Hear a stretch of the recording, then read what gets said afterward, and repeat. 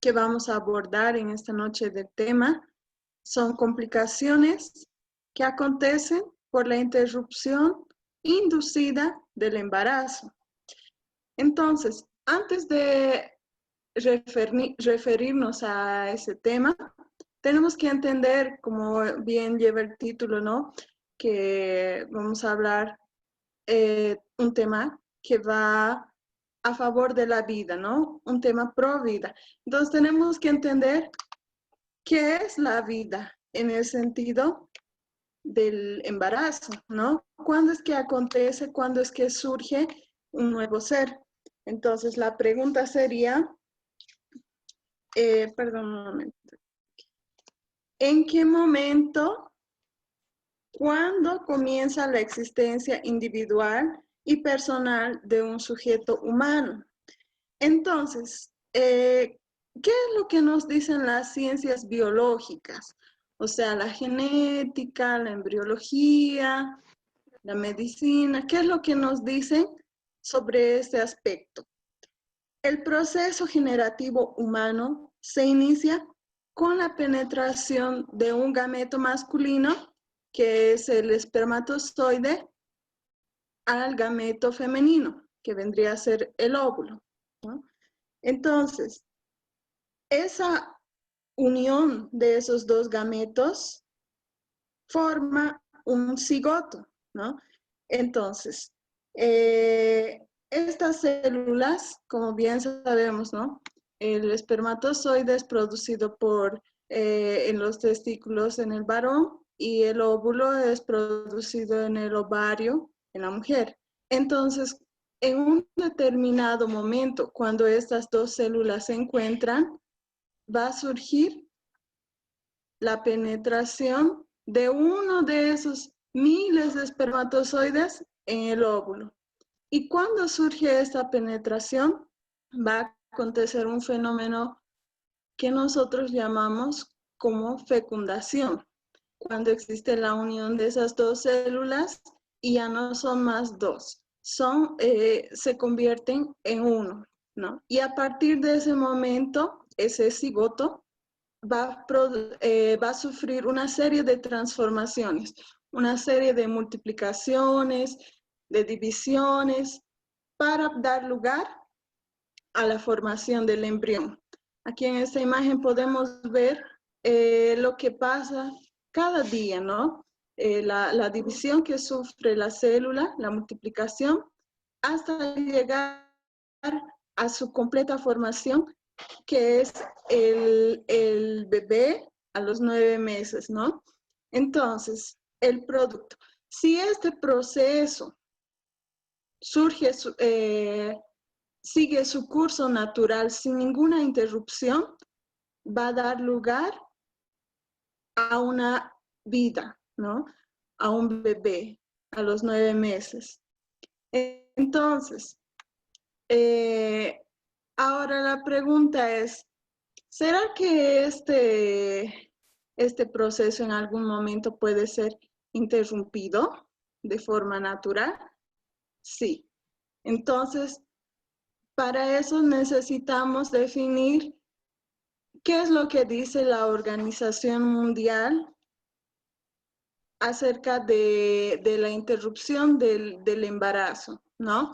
Entonces, ¿qué es aborto? Aborto es definido como la interrupción del embarazo con una edad gestacional inferior a las 20 semanas. Algunos lo toman también como en un periodo de 20 a 22 semanas o con un feto que tiene un peso estimado aproximadamente menor a 500 gramos, ¿no?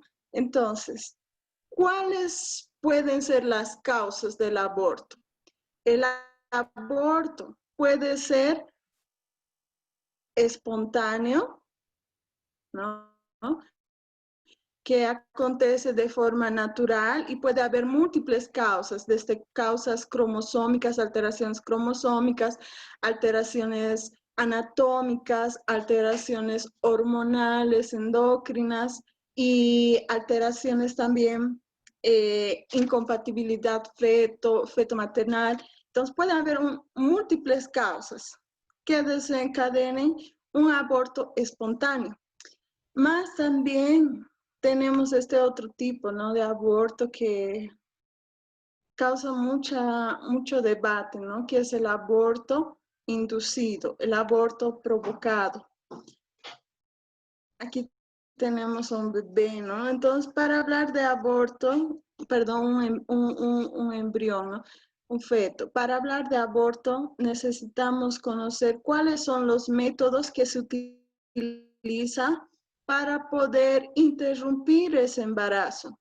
Hay desde métodos farmacológicos, que es muy conocido, ¿no?, este fármaco, el Cytotec o misoprostol, hasta métodos quirúrgicos como el AMEU, o también tenemos el método de legrado, ¿no? Entonces, aquí les voy a ir mostrando algunos instrumentos que se utilizan para realizar este procedimiento, ¿no? Aquí en el caso de un AMEU, que es un aspirado manual endouterino. Aquí tenemos unos instrumentos que se utilizan. Se utiliza un aspirador para poder extraer al embrión y todo el contenido intrauterino.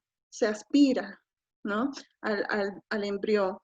Entonces, ese procedimiento lo adoptan, tanto puede ser para el aborto espontáneo, cuando hay restos fetales, ovulares, o también para el aborto inducido, ¿no? Y este método es utilizado cuando el embrión tiene aproximadamente menos de 12 semanas de edad gestacional. Y el otro método que se utiliza, que es el legrado, como están viendo en las imágenes, se utiliza una serie también de herramientas, de pinzas, dilatadores, espectro, con el que se va a proceder para la extracción manual del embrión, ¿no? Y aquí, como les decía, el método farmacológico misoprostol, que puede estar asociado a otros fármacos también. Entonces, ¿qué es lo que acontece en un método quirúrgico, ¿no? Como estamos viendo en la imagen de la izquierda, podemos ver ahí al útero, y en la parte inferior está el cuello uterino, que estamos viendo de frente. Entonces, en el aborto inducido, se puede dilatar ese cuello uterino, ese orificio de entrada, sería farmacológicamente o a través de maniobras con pinzas, dilatadores. Y como estamos viendo a nuestra derecha, la extracción del embrión con todos sus componentes, ¿no?, que sería la placenta, sus membranas. Entonces, a través de este método, como estamos viendo, se extrae al embrión. ¿Y qué es lo que tenemos como resultado? Ahí podemos ver, el embrión es mutilado cuando es extraído a través de estos métodos, ¿no? Es mutilado y desechado, ¿no?, tristemente. Entonces, muchas corrientes ideológicas, al ver estas imágenes, no consideran al embrión como un ser vivo. Más si nosotros conseguimos ver a través de estas imágenes, podemos ver que el embrión está prácticamente formado, ¿no? Tiene todos los rasgos humanos que caracterizan a un humano, ¿no? Entonces, si esto no es un ser humano, un ser vivo, ¿qué es entonces, no? Entonces, nosotros debemos valorar la vida. Un ser vivo es considerado ser vivo desde el momento de su fecundación, desde el momento que existió la unión de ese óvulo con el espermatozoide para formar esa célula, porque esa célula tiene vida, porque esa célula usa nutrientes, esa célula se multiplica, se divide, esa célula tiene procesos metabólicos, entonces ya es considerada una vida, tiene vitalidad. Y como bien decía nuestro título, ¿no? ¿Cuáles son las complicaciones maternas de las mujeres que se someten a estos procedimientos voluntarios, ¿no? Del aborto inducido? Entonces, complicaciones, como complicaciones inmediatas, podemos ver al shock hipovolémico, que es por el exceso de sangre que pierde a través de a través del procedimiento quirúrgico. La mujer se queda hemodinámicamente inestable por la excesiva pérdida de sangre, y esto puede llevar a una terrible consecuencia, que es la muerte de la madre, ¿no? Entonces, otra complicación que vemos también es el sangrado vaginal abundante, que puede ser por lesiones que se produció a la entrada de los instrumentos. Pudo haber lesionado el canal vaginal, estructuras adyacentes. Entonces, por esos motivos, y también cuando muchas veces es practicado el aborto, y muchas veces acontece, ¿no?, que quedan restos ovulares, restos de membrana dentro del útero. Entonces, esto también causa un sangrado abundante. Otra complicación inmediata es la infección y sepsis. O sea, que la mujer, debido a que quedó restos de membranas ovulares dentro del útero, esos restos se van a infectar y van a producir una infección en la mujer. Y si la mujer no es tratada inmediatamente, esa infección, que es local en ese momento, puede generalizarse y producir una infección generalizada que es llamada de sepsis, ¿no? Y también esta sepsis puede llevar a un shock séptico y también causar la muerte. Otra complicación terrible también es la perforación uterina. Como bien les había mostrado, los instrumentos que se utilizan para poder extraer al embrión, esos mismos instrumentos pueden causar una lesión en el endometrio, que es la membrana interna del útero. Y esta membrana es una membrana, histológicamente es una membrana muy delicada, ¿no? Y al realizar esos procedimientos quirúrgicos, se puede perforar y también puede causar un shock debido a la hemorragia que va a desencadenar. Ahora, vamos a ver algunas complicaciones un poco tardías, ¿no? La práctica del legrado en especial puede traer consecuencias como la infertilidad, porque debido a que lesiona las membranas, el endometrio al intentar cicatrizar va a hacer que la pared del endometrio, tanto la pared anterior y posterior, se unan. Entonces, de esa forma va a impedir que haya una implantación de ese cigoto, ¿no? Entonces, la mujer que va a presentar con el tiempo va a presentar amenorrea e infertilidad, ¿no? Otra complicación son los abortos repetidos que la mujer puede sufrir posteriormente, cuando ya ella quiera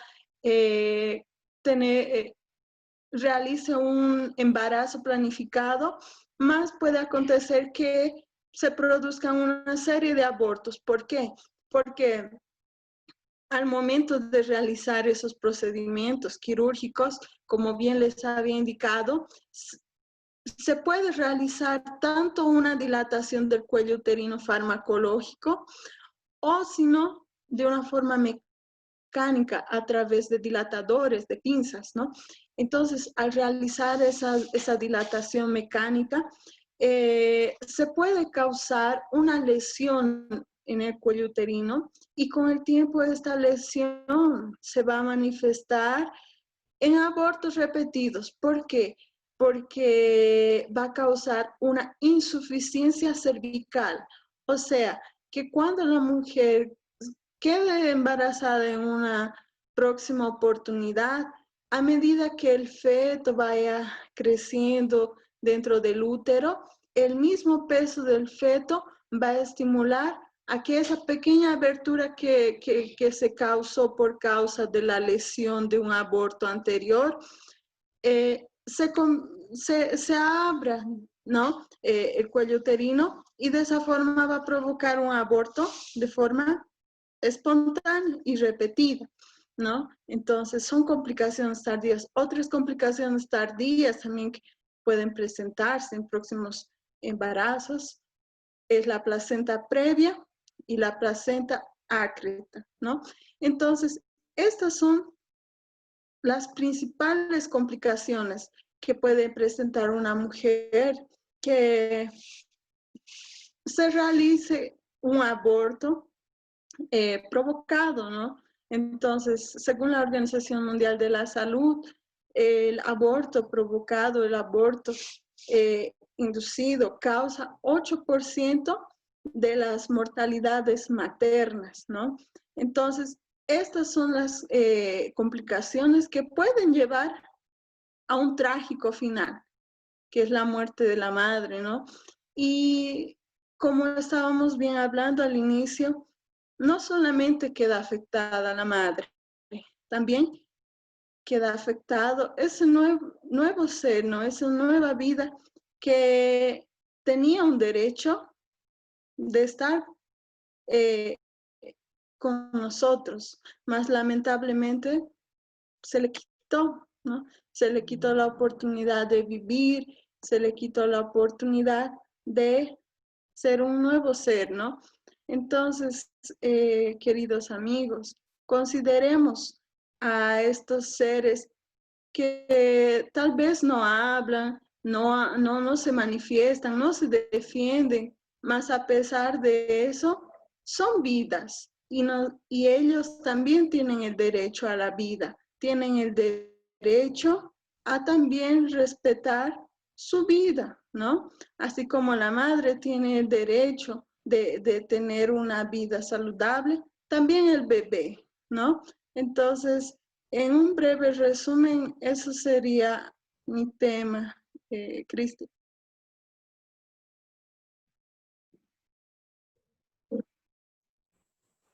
Gracias, doctora, por la explicación. Entonces, queridos amigos, como les iba diciendo, si alguien tiene alguna pregunta o duda, lo pueda realizar mediante el chat. Tal vez no me quedó bien, tal vez dije, wow, no entendí esa parte. Entonces, los profesionales están dispuestos para poder aclarar. Ahora vamos a invitar a nuestro querido amigo psicólogo Enrique desde México. Va a dar un tema muy bueno acerca de este enfoque que es el aborto y la vida. Hola, ¿qué tal amigos? Gracias por haber asistido. Muy buenas tardes, me llamo Enrique y sí, acabo de graduarme, ¿no? De psicología, soy un nuevo empleado. Pero bueno, el tema del día de hoy, ahí están compartiendo ya en las pantallas, se llama Los 10 mitos comunes sobre el aborto. Bueno, nos vamos primeramente a la primera diapositiva. Y antes de entrar con los mitos, quisiera definir lo que es el aborto. ¿Tiene diapositiva, por favor? El aborto es nada más que un procedimiento para eliminar o finalizar un embarazo de manera prematura. Como ya habían dicho anteriormente, se utilizan químicos o, en su defecto, se realiza una intervención quirúrgica para así poder retirar lo que es el embrión o el feto y la placenta del útero. Eso es lo que es el aborto, ¿no? Es la eliminación del embarazo. Así de que de aquí partimos para irnos a lo que es el primer mito. Mito número 1. Diapositiva, por favor. El aborto es la interrupción del embarazo. Pero para esto hay que definir qué es interrumpir. Interrumpir no es nada más que pausar una acción para su posterior reanudación o continuación. Es decir, les voy a poner un ejemplo. Estás en una película, te llaman por teléfono y ¿qué es lo que haces? Interrumpes la película poniéndole pausa. Así contestas tu teléfono y una vez que termine la llamada, lo cuelgas y reanudas, reactivas otra vez, le das play de nueva cuenta a la película. Eso es lo que es la interrupción prácticamente, es una actividad que pausas pero posteriormente le vas a dar una continuación. Y en el caso del embarazo no es así. En el caso del embarazo no es como si yo dijera, ¿sabes qué? Le voy a poner pausa al embarazo y ya ahorita en 2 semanas o por la mañana, no sé, lo voy a volver a reactivar. Y no pasa eso. Lo que es el aborto, eliminación completamente del embarazo, ¿no? Eso es eliminación prácticamente, ¿no? Eso es lo que es el aborto, ¿no? Es la eliminación del embarazo. Se le llama interrupción porque pues en términos publicitarios es como que mucho más atrayente, ¿no? La presentación del aborto. Así se le llama, así llega a personas, tiene mayor difusión, pero de una manera cruda, ¿no? Y a cierto punto tétrica, lo podemos nombrar como el asesinato de un ser humano por nacer. Cabe también de destacar que se le ha puesto este término, ¿no? Interrupción, a tal grado que se ha prostituido, ¿no? El mismo término. Entonces, de alguna otra forma, en algunos casos podría ser válido, ¿no? Sin embargo, no está bien, dada la etiología de la pregunta. Perdón, de la palabra, disculpen, dada la etiología de la palabra, lo que es su significado abarca, pues es básicamente una actividad muy diferente a la palabra, por ejemplo, eliminación, ¿no? El concepto de la eliminación. Ahora nos vamos al segundo mito, que es básicamente un argumento que utilizan como uno de los argumentos favoritos. De hecho, yo creo, o sea, yo lo pondré personalmente como el argumento favorito de este tipo de grupos fundamentalistas, ¿no? Como lo es el de las neofeministas.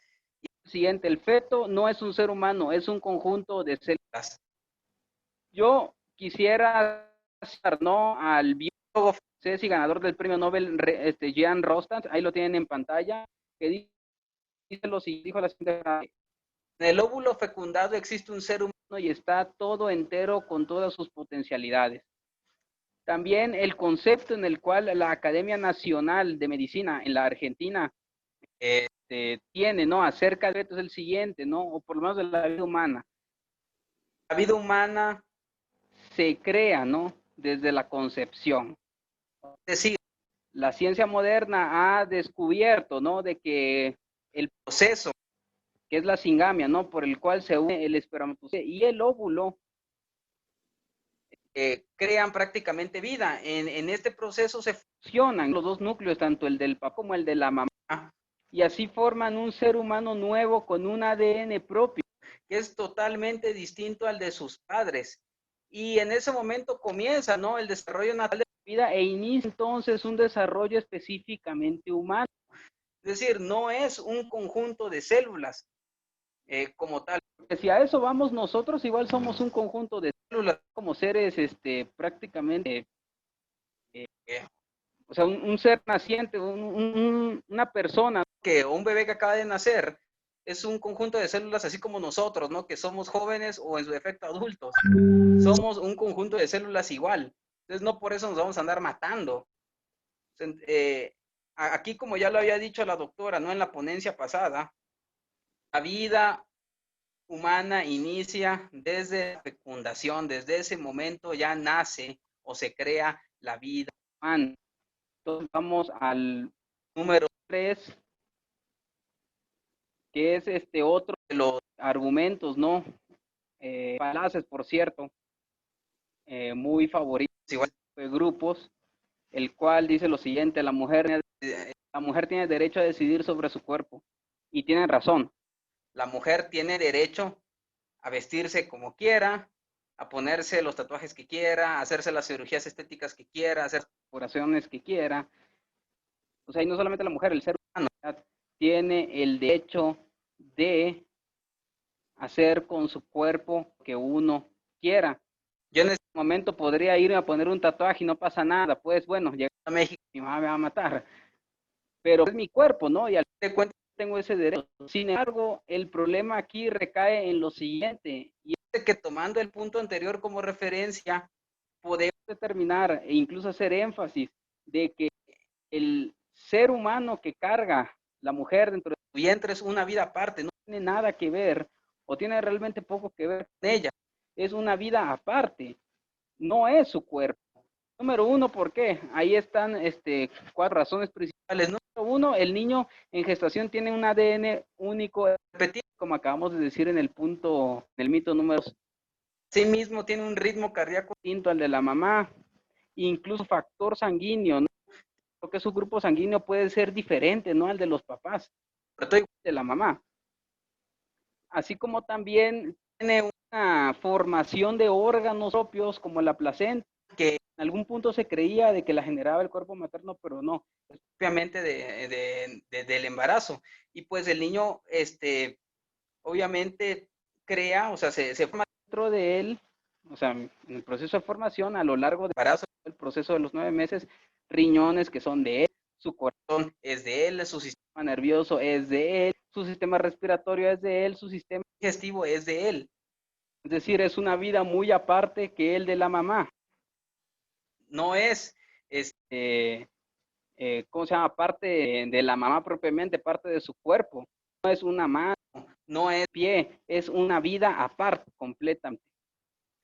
Y el hecho de querer, por ejemplo, no aprobar el auto en varios países de Latinoamérica, daría por el hecho de la violación de ciertas leyes, ya que el cuerpo del niño que está por ser está protegido por pactos internacionales. En muchos de los países latinoamericanos tienen un rango constitucional, y el hecho de aprobar estas leyes, de legalizar el aborto, se estaría violentando no solamente los derechos humanos, sino también las mismas constituciones de los respectivos países.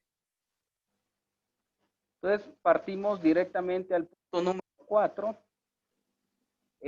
Este es la verdad un argumento bastante estúpido, perdón si soné un poco agresivo, pero es algo, la verdad, muy tonto, ¿no? Es que he escuchado que hablan de que la es una herramienta para evitar la sobrepoblación. Hay un debate todavía a nivel internacional sobre esto, y es de que yo soy partidario de que la sobrepoblación como tal no existe. Lo que hay es una mala distribución de toda la densidad poblacional a nivel mundial. Y podemos ver, ¿no?, algunos ejemplos prácticamente de esto. Número 1, miren, para empezar, ¿cómo se puede desacreditar esto? Es algo, la verdad, tan vil y tan bajo e incluso perverso.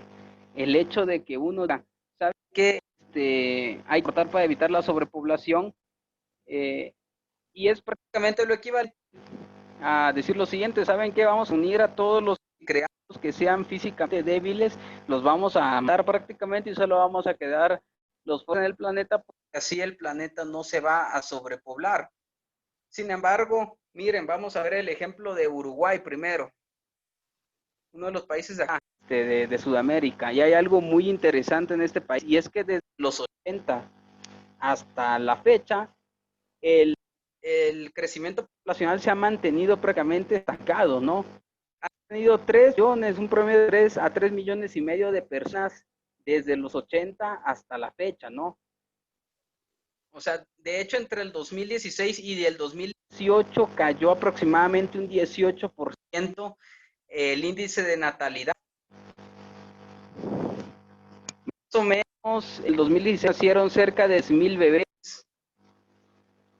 Y disculpen, nacieron 40,000 bebés. Y en el 2016 nacieron 10,000 bebés menos. De hecho, en el 2019 nacieron mucho menos bebés que en el 2016. En el 2019 marca de que nacieron cerca de 3,000 nacimientos, o sea, el promedio de nacimientos en Uruguay se redujo, ¿no? De manera considerable, nacieron 3.000 nacimientos, perdón, que en el año 2018.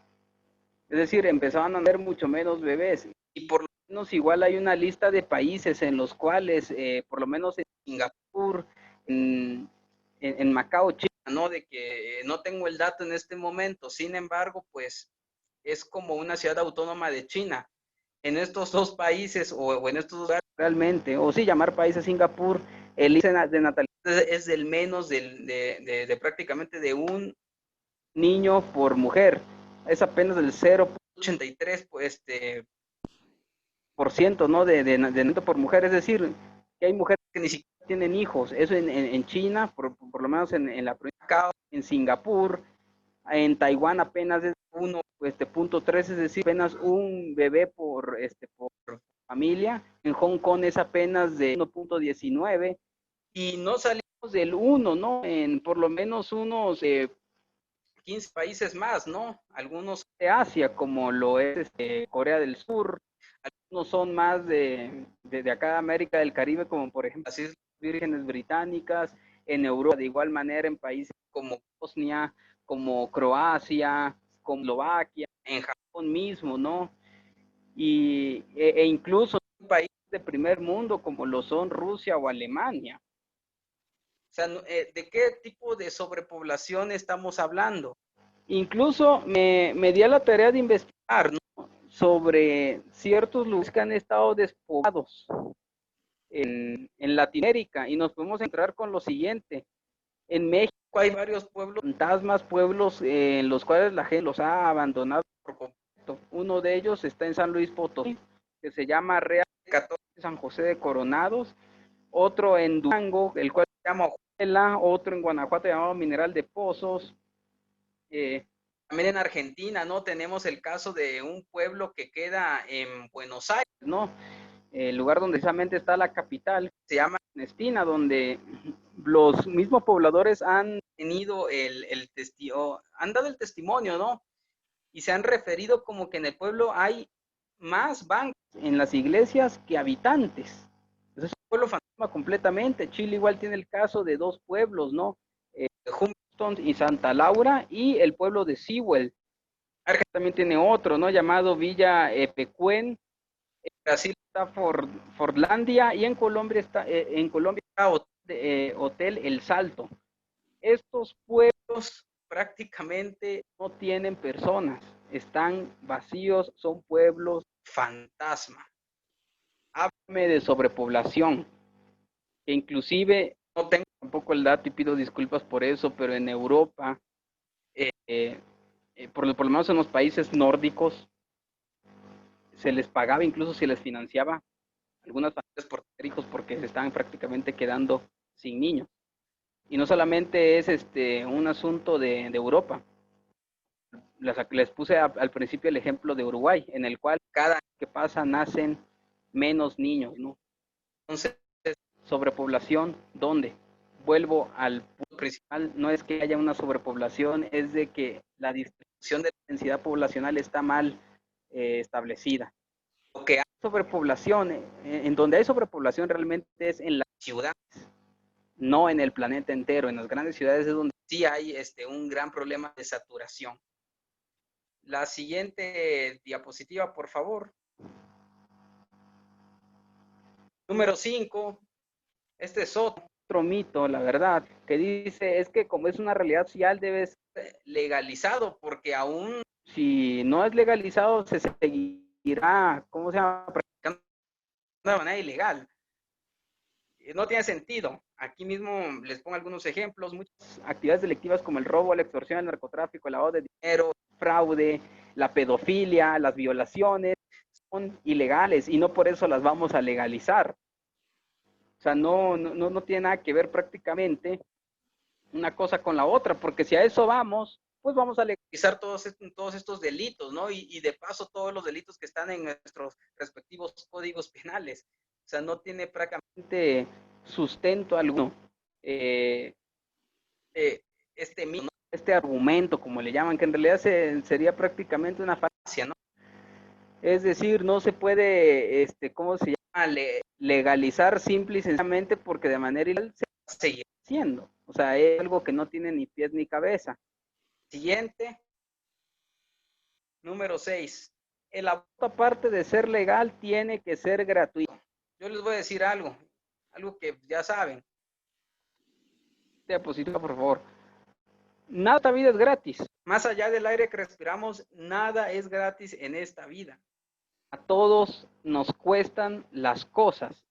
Y un aborto es algo que no le va a costar tal vez indirectamente, ¿no?, a la mujer que se lo va a legalizar, pero a quién sí le va a costar a todos los ciudadanos, porque si se llega a legalizar, ese aborto se va a hacer con el dinero del pueblo, con el dinero de los ciudadanos del país donde se legalice.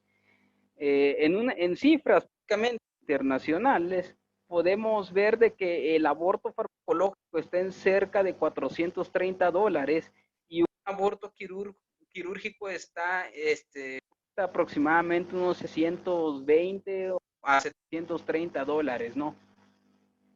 Argentina se han hecho, ¿no? Algunas, ¿no? Y se hizo todo un recuento de cuánto podría costar a la población tan solo el primer año que se realizaran abortos, ¿no? Y se llegó a la tasa de cerca de 4,000 millones.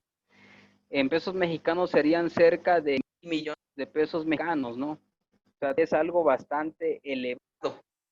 Estamos hablando, ¿no?, de que Argentina tiene un poco menos habitantes que México. En el caso de México, más o menos se iría por esas cifras, más o menos, entre 1,500 millones de pesos mexicanos. Y ya luego el segundo año, ¿no? Pues estaban siendo de los primeros 2 años, llegaría a los 9,200 millones de pesos argentinos, que en pesos mexicanos serían aproximadamente 2,100 pesos mexicanos, 2,100 millones de pesos mexicanos. Pero al ser la densidad poblacional mayor que en Argentina, pues los precios prácticamente se incrementarían. Se dan cuenta de cuánto estarían gastando y de que ese dinero que se va a utilizar para poder financiar estos privilegios, porque son privilegios al fin de cuentas, pues se podrían utilizar prácticamente para otras cosas, para invertir en la educación, para invertir en el sector salud, para invertir por lo menos en México en nuestras Fuerzas Armadas o en las fuerzas de tareas de seguridad en la inteligencia. Todo esto con el fin de poder combatir el narcotráfico y la corrupción, que es un problema que está azotando actualmente a México, ¿no? Aquí en Bolivia igual. O sea, básicamente ese dinero que se está gastando en total, o sea, si uno ve, obviamente en Bolivia sería un poco menos, ¿no? Por la densidad poblacional, pero aún así ese dinero servía para invertir en el sector salud, que tiene bastantes precariedades. De hecho, ya voy a poner un dato que tal vez no tiene que ver con esto, pero en México las enfermedades que tienen relación con los problemas alimenticios, como lo son la diabetes, la hipertensión y la obesidad, generan muchísimo gasto público. Prácticamente lo mismo, ¿no?, que un aborto. Cerca de 5,000 millones de pesos mexicanos se gastan al año en el sector salud de México para poder atender estas enfermedades. O sea, es demasiado dinero. Y es dinero prácticamente desperdiciado, dinero para poder ejecutar una vida, pues es algo completamente inhumano, es demasiado. Así de que nos vamos al número 7. Prácticamente es el siguiente. El aborto se tiene que legalizar para ser seguro. Vi que hay algunos profesionales de la salud en el grupo que nos están oyendo, a los cuales invitamos, y no van a poder negar lo siguiente: toda intervención quirúrgica que te lleva a un quirófano tiene riesgo. Puede ser menos riesgoso o más riesgoso, pero sí tiene su margen de riesgo, ¿no? Y ninguna intervención quirúrgica es 100% segura. Menos el aborto, no sé qué clase de seguridad va a tener una intervención quirúrgica donde entran 2 vidas y nada más sale una. Una sale viva y la otra sale prácticamente en estas bolsas de desechos biológicos. No prácticamente nada a nivel físico y tampoco lo tiene a nivel psicológico. A nivel emocional, la mujer está demasiado dañada. Le da algo llamado el síndrome post-parto. Él, pues, incluso se ha tratado de mentir, se ha tratado de tomar como un mito. porque pues no quiere gente que el momento impida que se pueda legalizar el aborto, ¿no? Que es una de las causas por las que invalidar la legalización del aborto. El síndrome por aborto implica sus síntomas, pues la ansiedad genera demasiada ansiedad, demasiado estrés, aumenta la adhesión e incluso han habido casos bastante frecuentes, ¿no?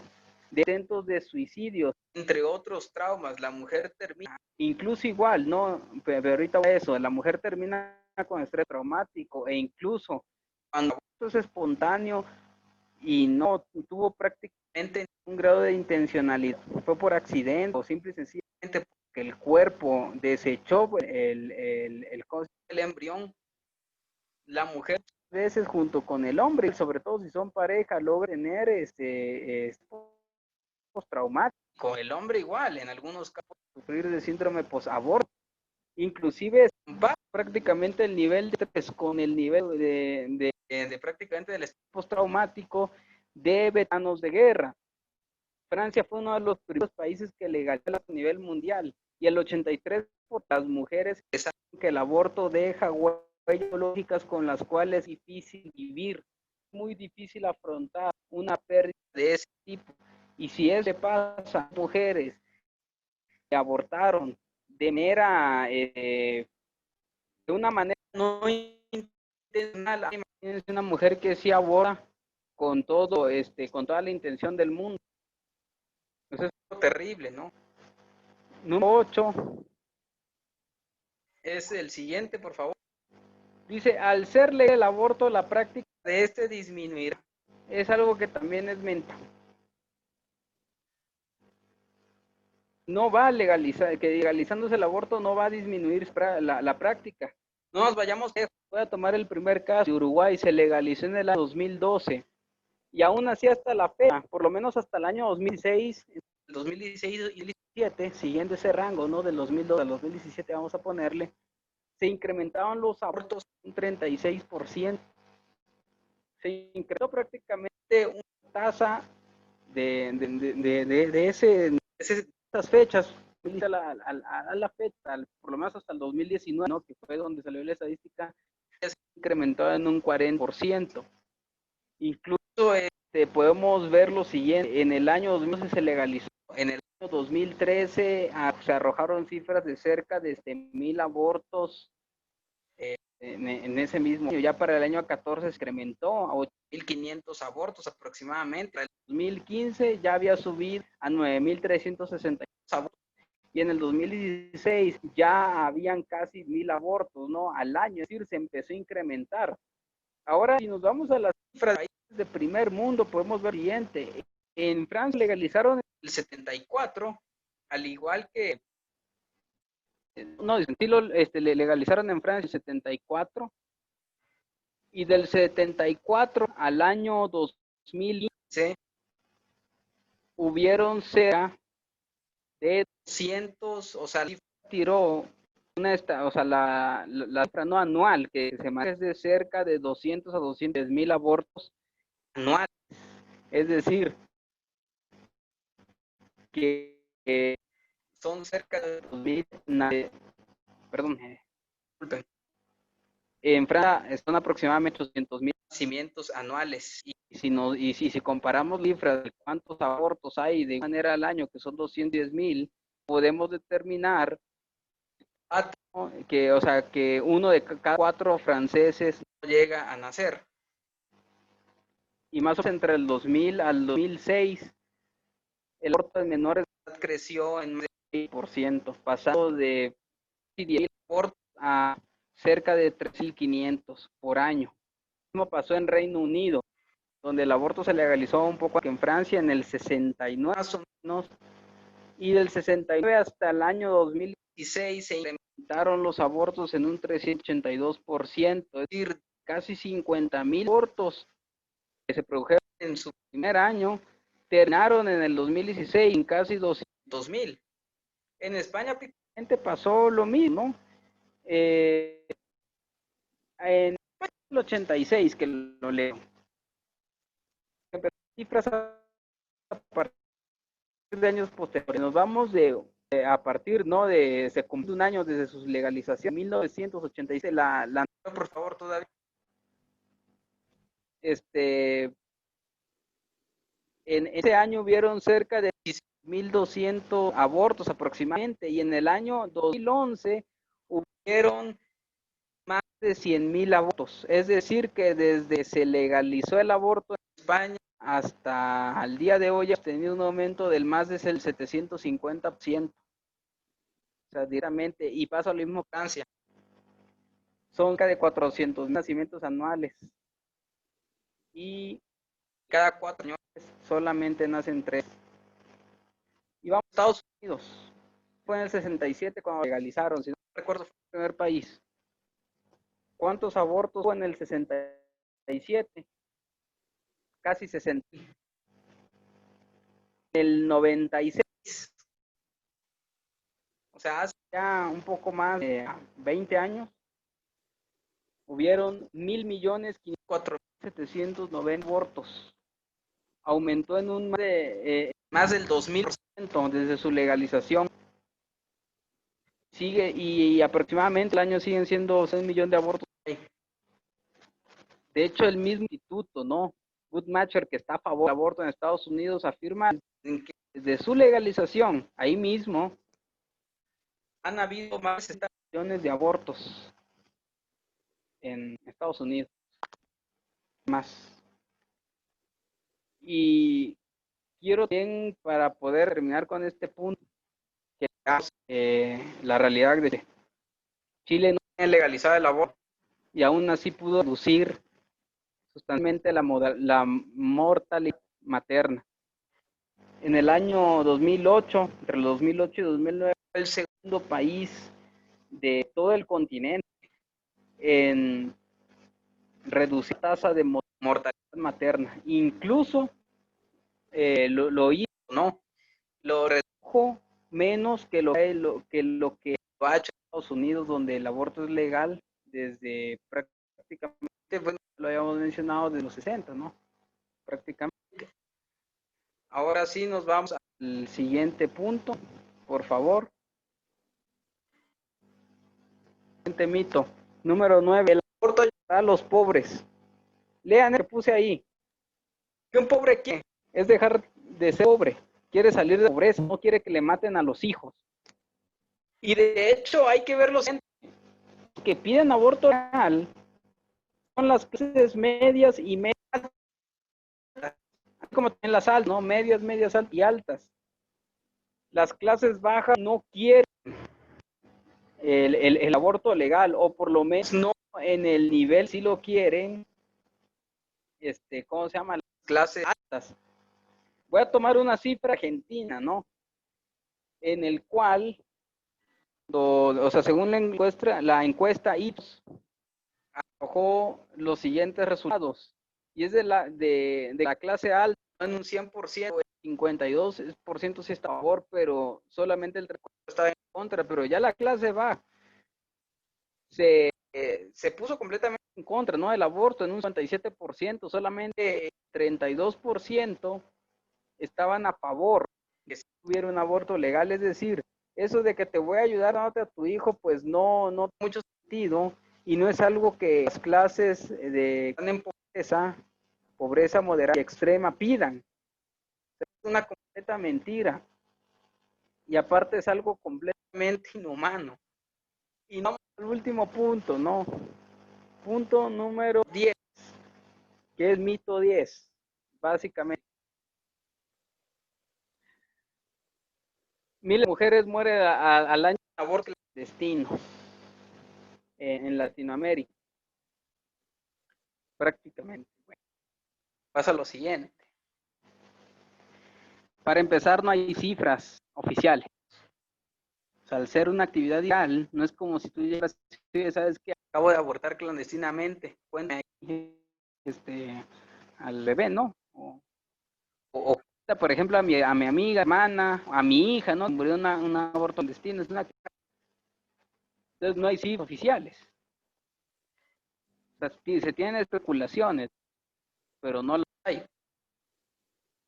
este tipo de grupos, ya habíamos tocado en el anterior, de una manera hipócrita empiezan a decir que están a favor de que las mujeres mueran menos o en contra de las muertes de las mujeres bajo cualquier tipo de causa.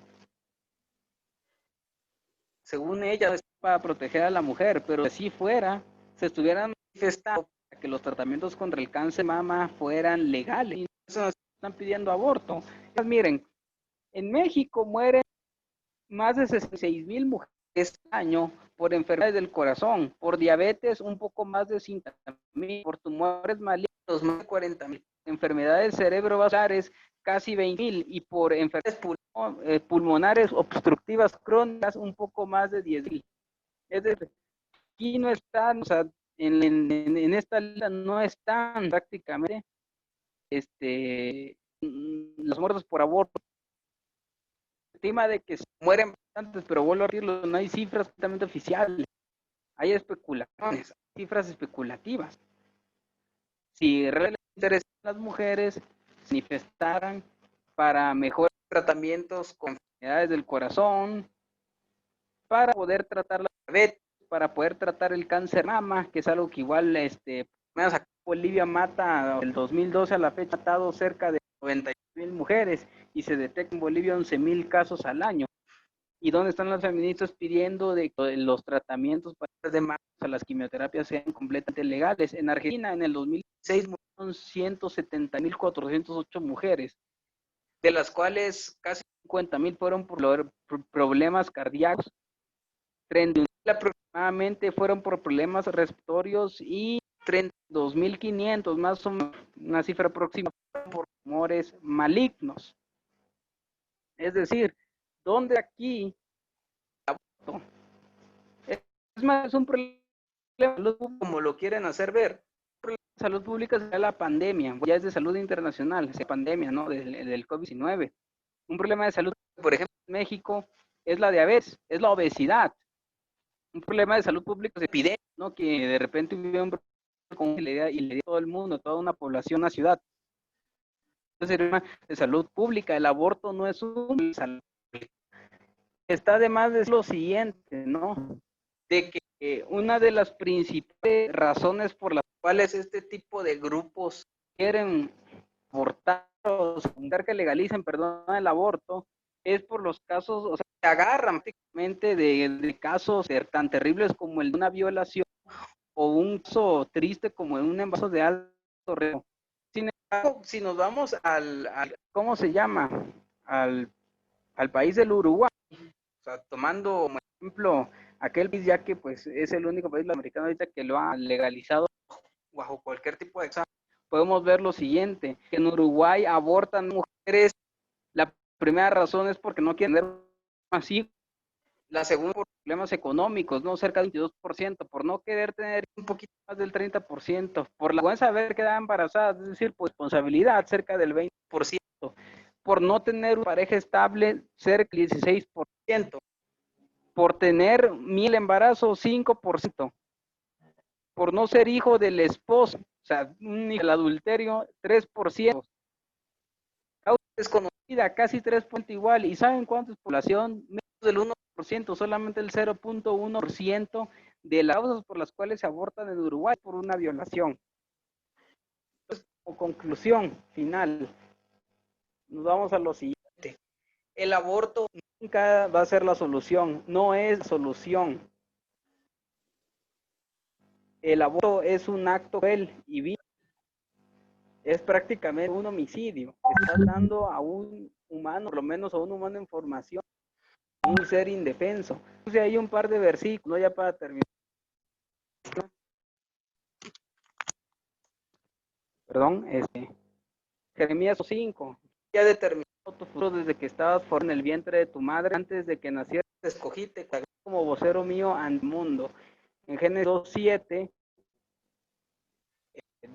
vemos lo que dice así, y Dios el Señor formó al hombre del polvo de la tierra y sopló desde su nariz hálito, el aliento de vida, ¿no? Y el hombre se convirtió en un ser viviente. No somos nada más un conjunto de células, o bueno, pero también somos ahora somos prácticamente una vida la cual fue concebida por voluntad de Dios, ¿no? Ya con una finalización que todavía es creada por Dios y todavía es una bendición, así como también toda muerte es una tragedia. Pues bueno, únicamente sería mi tema y gracias por haber asistido.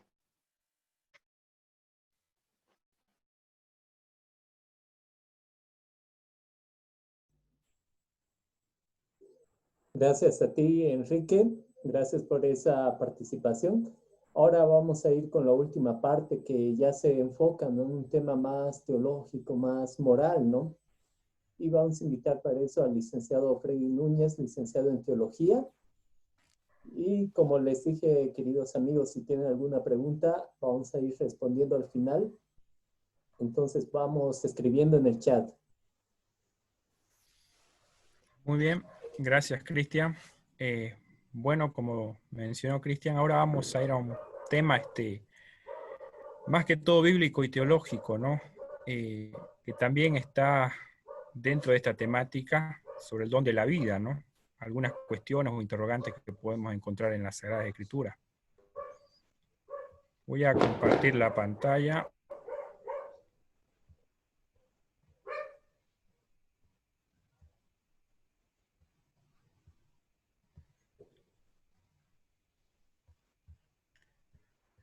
Justicia a mano propia hacia un contraste teológico, ¿no? Dios es amor, pero también la Biblia dice que ojo por ojo y diente por diente, ¿no? Encontramos estas dos expresiones en las Sagradas Escrituras. ¿Cuántas veces tal vez hemos escuchado, ¿no?, que alguna persona nos dice, pero si en la Biblia habla claramente de la venganza, ¿no?, el ojo por ojo y el diente por diente, ¿no? Si alguien me hace daño, yo tengo que devolverle, ¿no? ¿Será que esto es así? ¿O realmente muchas veces malinterpretamos estos textos?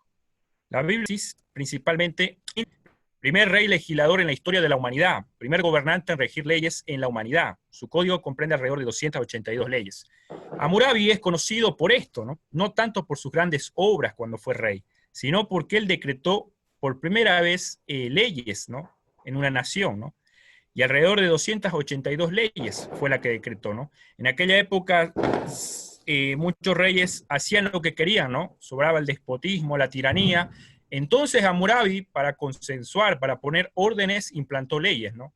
Y entonces, seguramente los que tal vez tenemos abogados acá, los que han estudiado ciencia jurídica, han repasado detalladamente el código Hammurabi, ¿no? Porque tiene mucha significancia en la historia de la humanidad. Pero dentro del código de Hammurabi encontramos una ley, ¿no?, que es la ley del talión, la cual también dicta que hay el ojo por ojo y el diente por diente, ¿no? El término ley de talión se refiere a un principio jurídico de justicia retributiva en el que la norma imponía un castigo que se identificaba con el crimen cometido. El término talión deriva de la palabra latina talis o tale, que significa idéntico o semejante, de modo que no se refiere a una pena equivalente, sino de una pena idéntica. La expresión más famosa de la ley del talión es ojo por ojo, diente por diente. Aparecía en el Éxodo veterotestamentario. Históricamente constituye el primer intento por establecer una proporcionalidad entre daño recibido en un crimen y daño producido con el castigo, siendo así el primer límite a la venganza, ¿no? Dentro del código de Hammurabi, entonces encontramos la ley del talión, ¿no?, que indicaba prácticamente una ley de venganza, ¿no? Si alguien me hacía un daño, yo podía retribuírsela, ¿no? Era una ley retributiva, ¿no? Entonces aquí se aplicaba el ojo por ojo y diente por diente. Pero si vamos a las Sagradas Escrituras, dentro de las leyes de Moisés, vamos a encontrar que también había esta similitud con esta ley, ¿no? Pero yo voy a pedirles ahí a los que están, porque vamos a abrir mucho la Biblia para interpretar esto, y que busquen Éxodo capítulo 21, versículos 20 al 25. Éxodo 21, versículos 20 al 25. Si alguien hiere a su siervo o a su sierva con un palo y muere entre sus manos, será castigado. Pero si sobrevive por un día o dos, no será castigado, porque es propiedad suya, Si algunos riñen y hieren a una mujer embarazada y ésta aborta, pero sin causarle ningún otro daño, serán penados conforme a los que imponga el marido de la mujer y juzguen los jueces. Pero si le causan otro daño, entonces pagarán por vida, ojo por ojo, diente por diente, mano por mano y pie por pie. Quemadura por quemadura, herida por herida y golpe por golpe. Aquí encontramos en el Antiguo Testamento, todo induce o indica prácticamente de que Dios designa ante una ley en la cual se puede aplicar el ojo por ojo y el diente por diente, ¿no? Pero parece contradictorio, ¿no? Porque si nosotros vamos al Nuevo Testamento, vamos a abrir primera de Juan, capítulo 4, versículos 7 al 8, vamos a encontrar otro pasaje, ¿no? Del discípulo amado, el cual define de la siguiente manera a Dios, ¿no? Primera de Juan, capítulo 4, versículos 7 y 8.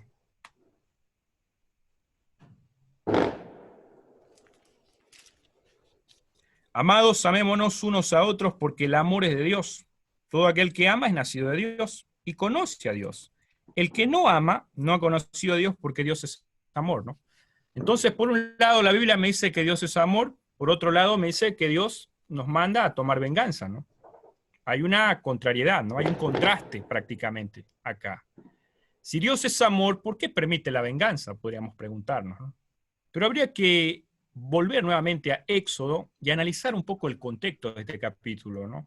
Uno de los primeros principios que debemos tener en cuenta a la hora de estudiar la Biblia e interpretarla es no perder de vista los contextos, ¿no? En qué época se dijo, el contexto histórico, el contexto literario, ¿no? La interpretación del idioma original de la Biblia es muy importante, esos elementos al momento de estudiar la Biblia, para así tener una respuesta adecuada, ¿no? Muchas veces obviamos estos principios que la teología nos impulsa a poner en práctica cuando estudiamos la Sagrada Escritura. Volvamos entonces a Éxodo 21, capítulo 20, y en especial en el versículo 22, que dice que si algunos riñen y hieren a una mujer embarazada, y esta aborta, pero sin causarle ningún otro daño, serán penados conforme a los que les imponga el marido de la mujer y juzguen los jueces, ¿no? Entonces, ¿cuál es el elemento acá? Dice que son los jueces los que tienen que hacer justicia, ¿no? Esta venganza hay que dejarla a los jueces designados. Ellos van a instaurar el ojo por ojo y el diente por diente. No hay una afirmación de venganza propia, de que la víctima tome justicia a mano propia. De eso se encargan los jueces de dar el veredicto. Es lo que afirma el versículo 22 cuando habla de la historia de esta mujer herida, ¿no? No está hablando la Biblia de manera clara de que soy yo el que tenga que tomar justicia, ¿no? Sino entonces acá en el versículo 22 dice que hay jueces que son los que se encargan de tomar una medida, ¿no? Entonces, a través de esos jueces se aplica el ojo por ojo y diente por diente, porque son ellos los que dan una justicia retributiva, ¿no? Ellos son los que consensuan, evaluarán el caso, analizarán y darán un veredicto, ¿no? No dice la Biblia de que yo tengo que ir a tomar venganza, ¿no? No podemos obviar lo que dice el capítulo 22, que está hablando de jueces. Pero también esta afirmación la encontramos mucho en el Pentateuco, ¿no? Levítico capítulo 24, versículos 19 y 20. Vamos a prestar atención a lo que dice Levítico capítulo 24, versículos 19 y 20. El que cause una lesión a su prójimo, según lo hizo, así le sea hecho. Rotura por rotura, ojo por ojo, diente por diente, según la lesión que le haya causada al otro, igual se hará con él, ¿no? Si yo leo sin analizar todo el contexto del capítulo, puedo interpretar mal la Biblia, ¿no? Muchas veces pasa eso en algunas denominaciones y religiones, ¿no? Agarran un texto y dicen, pero la Biblia dice que podemos tomar, pero la Biblia dice que podemos actuar ojo por ojo, ¿no? Siempre la Biblia tiene textos que pueden ser polémicos si no los analizamos bien, ¿no? Hay que analizar bien el contexto, ¿no? ¿Cuántas veces seguramente nos ha pasado y no hemos sabido dar una respuesta tal vez, ¿no? Pero cuando leemos el pasaje entero, nos damos cuenta, en el versículo 12, por ejemplo, dice, lo pusieron en la cárcel hasta que le fuera declarado que hacer por palabra de Jehová. Está hablando de un castigo a un blasfemo, ¿no? Y en el versículo 12 dice que lo pusieron en la cárcel hasta que él haga su declaración, ¿no? Entonces, de acuerdo al versículo 12 del mismo capítulo, encontramos que había una corte que decide, ¿no? No es el herido que decide la acción que debe pagar, el agresor. Hay un juzgado detrás para analizar el caso y determinar una sentencia. El versículo 12 también habla de jueces. Hay una corte suprema que ellos evaluarán el caso, ¿no? Y entonces ellos aplicarán esta ley, ¿no? No dice que nosotros tenemos que tomar acciones, ¿no? Debemos dejar esto a las autoridades, dice la Biblia claramente. Deuteronomio capítulo 19, 16 al 21, un texto más, un capítulo más también que encontramos en el Pentateuco, capítulo 19, versículo 16. Presten atención a lo que dice la Escritura: cuando se levante un testigo falso contra alguien para testificar contra él, entonces los dos litigantes se presentarán delante de Jehová y delante de los sacerdotes y de los jueces que hayan en aquellos días. Los jueces investigarán bien, y si aquel testigo resulta falso y ha acusado falsamente a su hermano, entonces haréis con él como él pensó hacer con su hermano. Así extirparás el mal de en medio de ti. Los que queden cuando lo sepan temerán y no volverán a cometer más una maldad semejante en medio de ti. Entonces, si nos detenemos en el versículo 18, dice claramente que los jueces son los que investigarán bien el caso, y si aquel testigo resulta falso y ha acusado falsamente a su hermano, ¿no? Habrá entonces una sentencia, ¿no? En el libro de Deuteronomio encontramos el caso de un testigo falso, ¿no?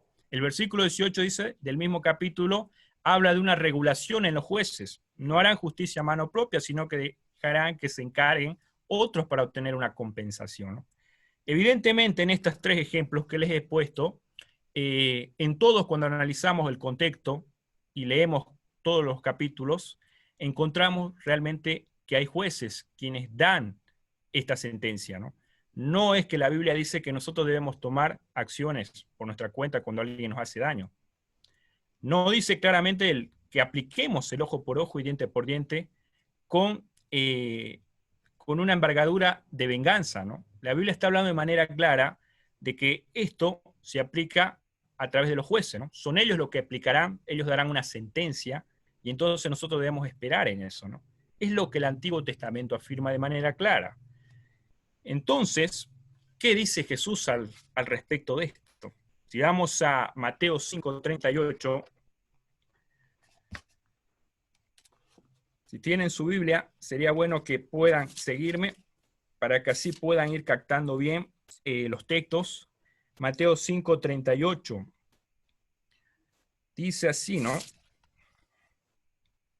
Oísteis que fue dicho ojo por ojo y diente por diente. Esto dice Jesús, ¿no? Jesús cita la ley de Moisés. Ahora hay que tener en cuenta, ¿no? Porque muchas veces he escuchado yo decir de que tal vez Jesús cambió esta ley, ¿no? Muchas veces cuando nos preguntan, ¿no? Pero si la Biblia dice que debemos aplicar el ojo por ojo y el diente por diente, ¿no? Y nosotros decimos, no, esa era la ley de Moisés, ya quedó abolida, ¿no? Ya no se aplica más, porque no sabemos dar una explicación de que realmente esa ley no era de tomar venganza, sino que era de dar paso a los jueces a dar una solución, ¿no? Porque el versículo 17 del capítulo 5, Jesús de manera contundente dice que no penséis que he venido a abolir la ley o los profetas, no he venido a abolir sino a cumplir, ¿no? Jesús no viene a cambiar, dice, al menos esta ley no. Jesús dice, yo la vengo a cumplir, ¿no? Por eso es que en el versículo 39, o el versículo 38, perdón, él dice, ustedes han escuchado del ojo por ojo y diente por diente, ¿no? Jesús ya sabía cómo se aplicaba, ¿no? Dentro de los judíos esto, ¿no?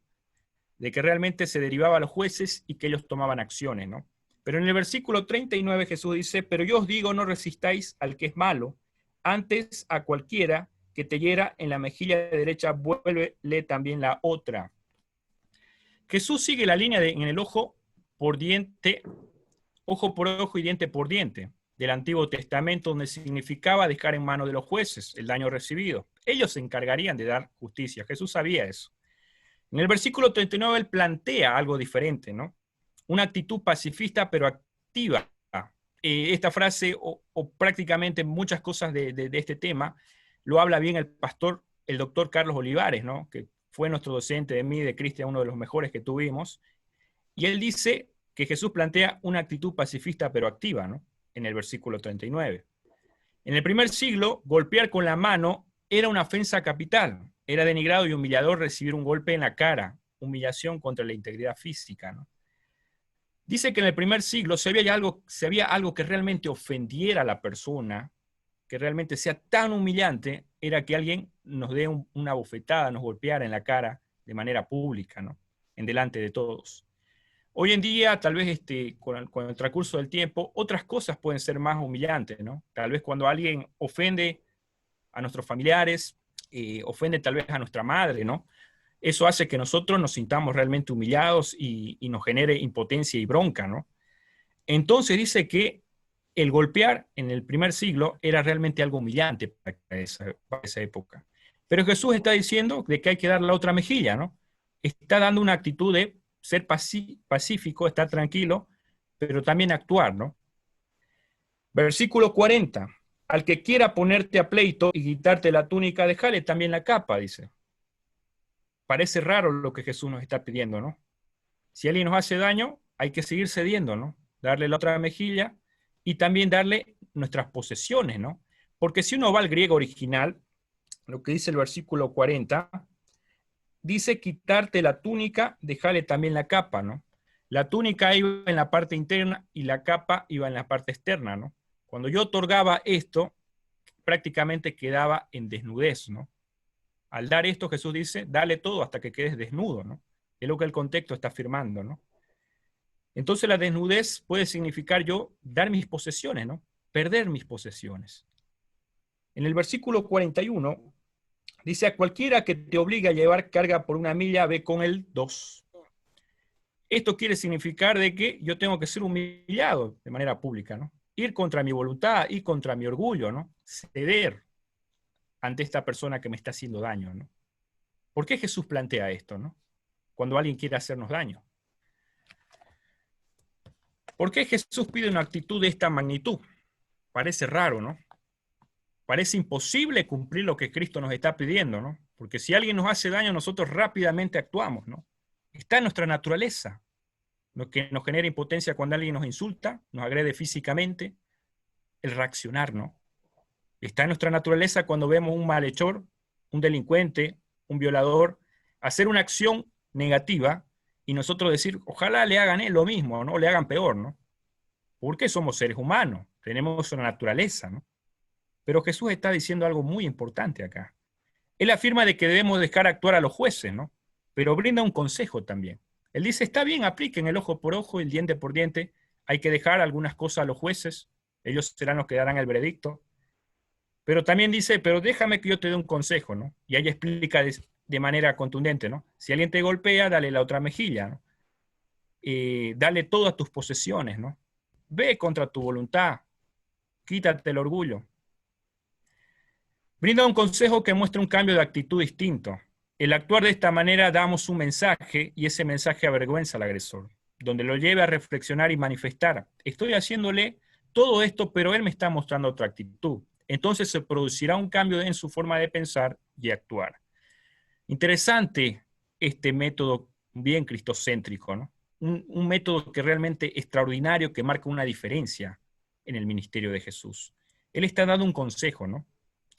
Porque cuando nosotros no reaccionamos, dice que esto puede llevar a que esa persona que nos está agrediendo entre en una reflexión, ¿no?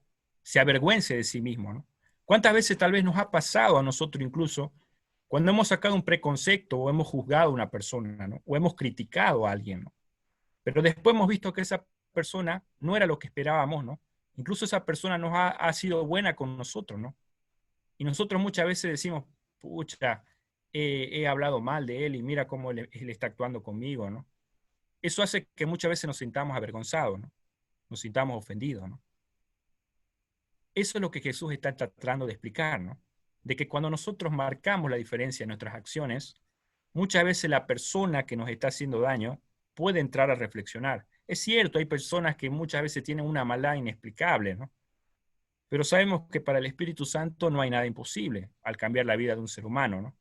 Pero si nosotros combatimos la violencia con violencia, engendraremos más violencia. Entonces esto nunca acaba, ¿no? El pleito nunca acaba. ¿Cuántas veces vemos que tal vez debido a posesiones, ¿no? en una familia, los hijos, por quedarse con los bienes de los padres, entran en un proceso legal y gastan dinero, discordia, y al final se hace un daño, ¿no? Porque siempre ir con la venganza, ir con realmente, cuando alguien nos ofende, si nosotros seguimos el pleito, esto nunca va a terminar, ¿no? Romanos 12:20 dice algo interesante, pero afirmando esto.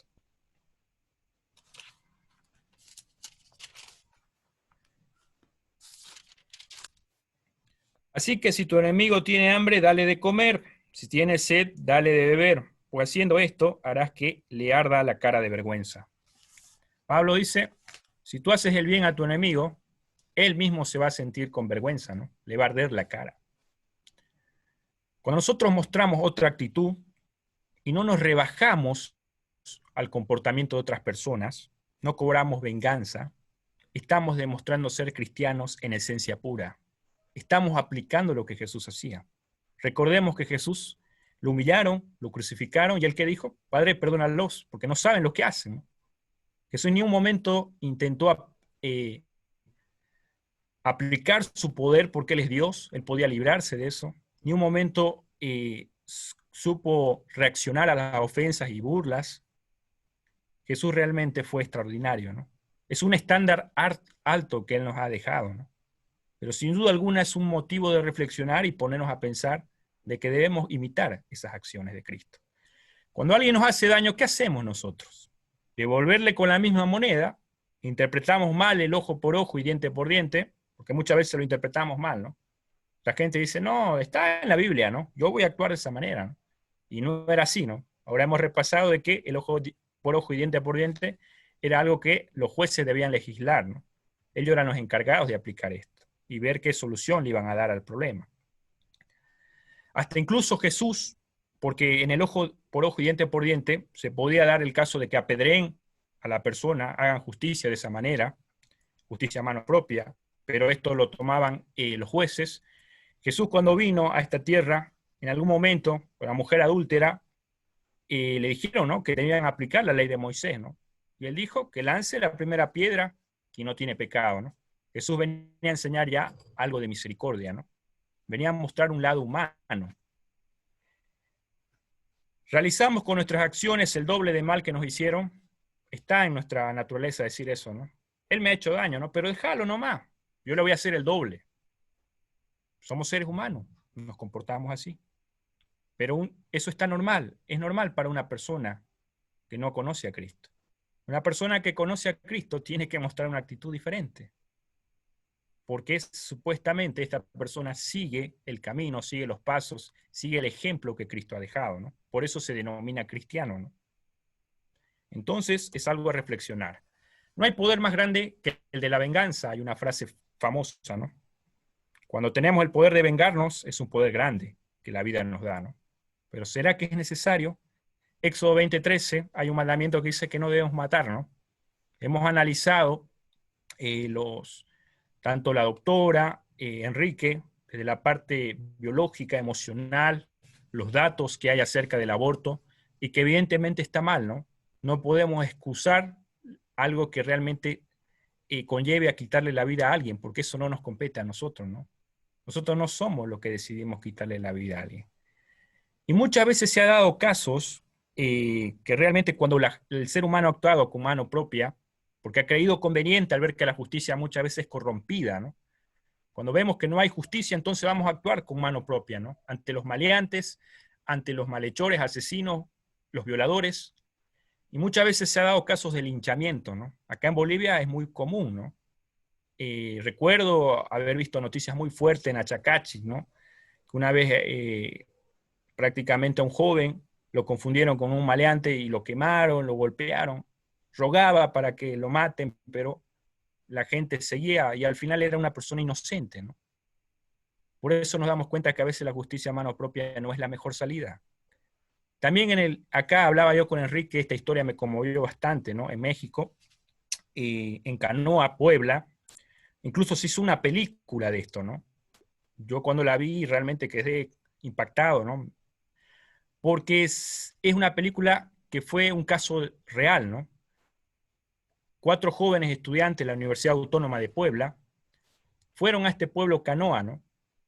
Querían acampar ahí, fueron de manera inocente, ¿no? Divertirse un fin de semana, pero lastimosamente fueron confundidos por comunistas, ¿no?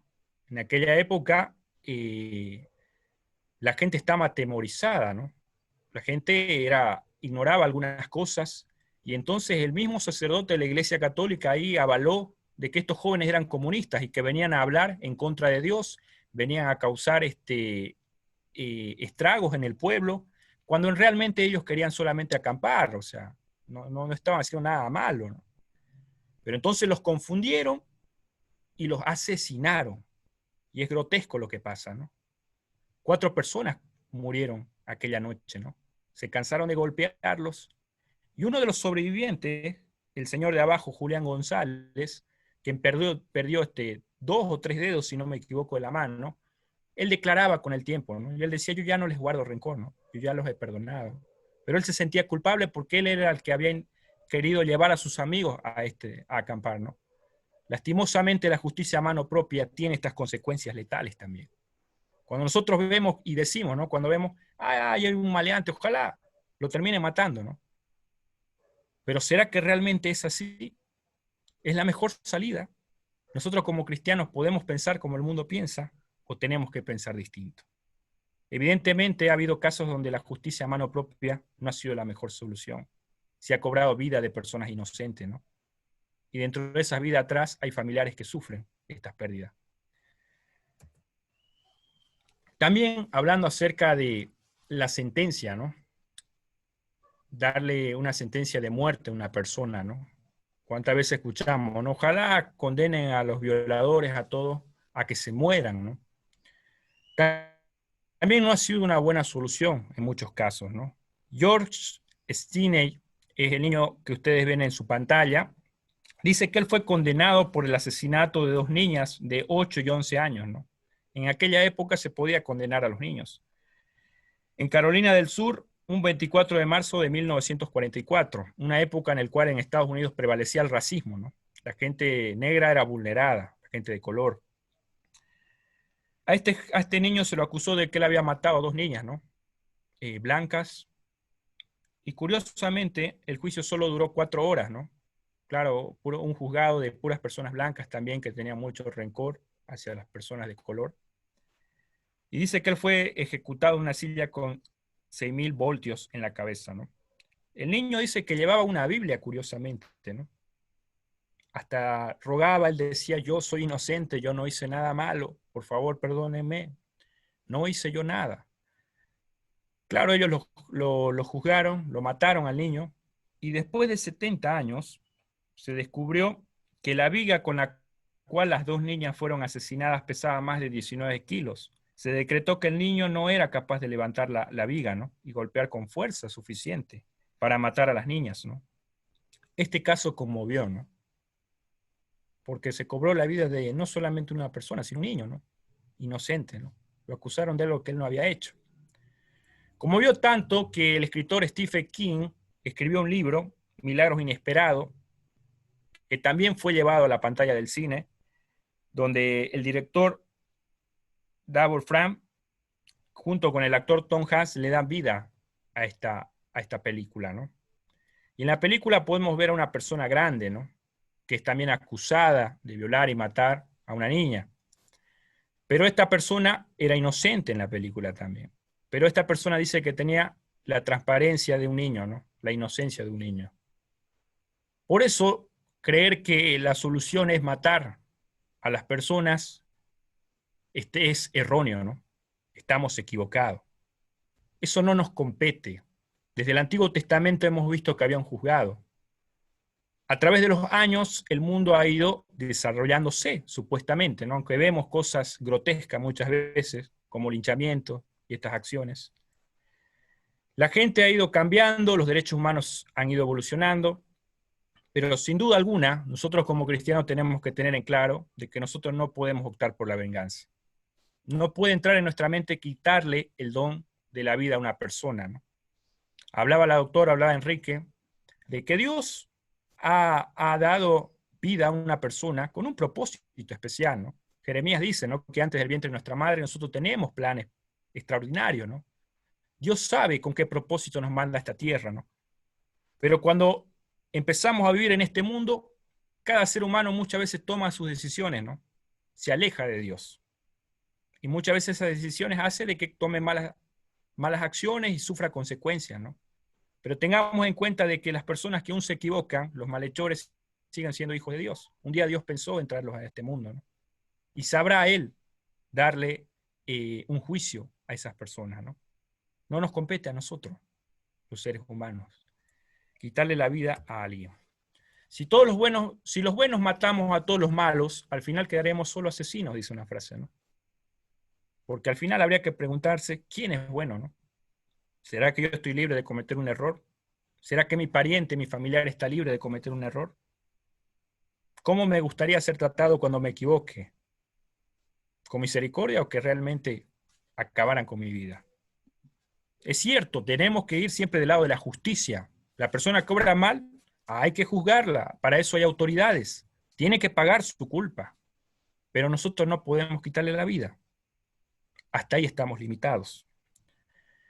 El presidente Nelson Mandela estuvo alrededor de 28 años preso, ¿no? 28 años presos. Hay una interferencia, por favor. Ya. Dice que él estuvo 28 años preso político, porque en aquella época en Sudáfrica también había un conflicto entre las razas, ¿no? Entre la gente de color y los blancos, ¿no? Durante casi 3 décadas, 28 años, el presidente sufrió grandes cosas, humillaciones en la prisión, ¿no? Una vez que el presidente salió, ganó las elecciones, y entonces la gente de su raza decía, ahora vamos a tomar venganza de los blancos, ¿no? Ahora tú vas a entrar al poder, tú vas a cambiar esto. ¿Pero qué dijo él? Al salir por la puerta hacia mi libertad, supe que si no dejaba atrás toda la ira, el odio y el resentimiento, seguiría siendo un prisionero, ¿no? Al final Mandela no hizo lo que le hicieron a él, ¿no? Él actuó de una manera diferente, ¿no? Supo gobernar, supo llevar las cosas de manera pacífica con las personas blancas también, y supo unificar su país. Hasta que el día de hoy muchos blancos los aman, ¿no? Ha sido uno de los mejores gobiernos de la historia. Incluso Mandela cuenta en una anécdota de él que una vez fue a comer con su gente, ¿no?, a un restaurante. Y dice que él vio a una persona que estaba comiendo sola, ¿no?, en una mesa, ¿no? Y él habló a sus funcionarios de que vayan y que le pidan, ¿no?, que venga a comer con ellos. Dice que vino este señor a comer con ellos y dice que temblaba el señor. Y al final los funcionarios le preguntaron, ¿y por qué estaba con miedo ese señor? Y Mandela dijo, es que él era uno de los guardias de la prisión que siempre abusaba de mí. Me golpeaba, me insultaba, me humillaba. Y seguramente ahora que soy presidente yo estoy en la facultad de hacerle lo mismo, cosas peores. Pero no lo hizo. Demostró otra actitud.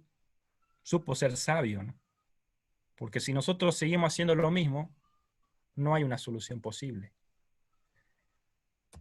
Conclusiones. Está en nuestra naturaleza querer pretender tomar acciones o repudiar cuando nos hacen daño o vemos que la justicia y autoridades no toman las decisiones adecuadas. Es normal sentir bronca, frustración. Somos seres humanos. Cuando alguien hace algo malo, siempre vamos a querer lo peor para esa persona. O al menos vamos a querer que paguen, porque eso es lo justo, ¿no? Tienen que pagar por su delito, por sus acciones. Pero muchas veces nosotros deseamos hasta tal punto de que se le quite la vida, ¿no? Ya hemos visto que hasta ahí no podemos llegar, ¿no?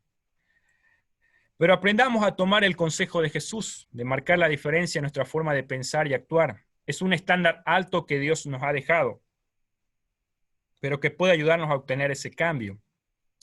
La vida humana es un don otorgado por Dios, una dádiva que Él provee a la humanidad, y solo Él tiene la facultad de intervenir en ella.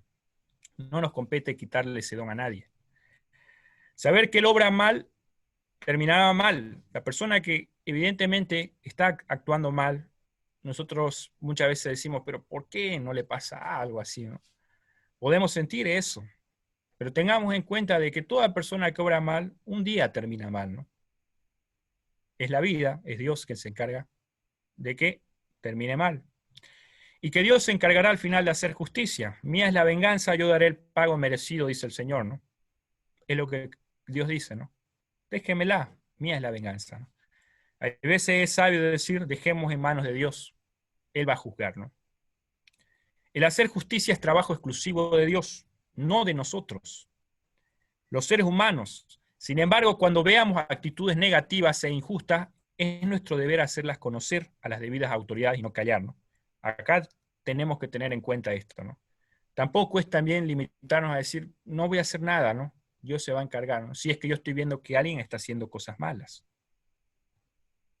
Si vemos que alguien está haciendo cosas indebidas, es necesario hablar con las personas, con las autoridades, así como se hacía en el ojo por ojo, para que ellos puedan darle una solución posible a esto. No es muchas veces decir, bueno, me voy a callar, voy a obviar lo que estoy viendo, porque Dios se va a encargar, ¿no? Es cierto, Dios se encarga de hacer justicia, pero si nosotros vemos que algo está actuando de manera irregular, tenemos que hablar. No podemos callarnos, no podemos ser cómplices. Es la mayor necesidad de la humanidad tener hombres verdaderos y honestos que no teman dar el pecado por su nombre, ¿no? Parafraseando una de las lindas frases que tiene la escritora Elena G. de White, ella dice de que tenemos que ser honestos y verdaderos, ¿no? Tenemos que no temer denunciar el pecado.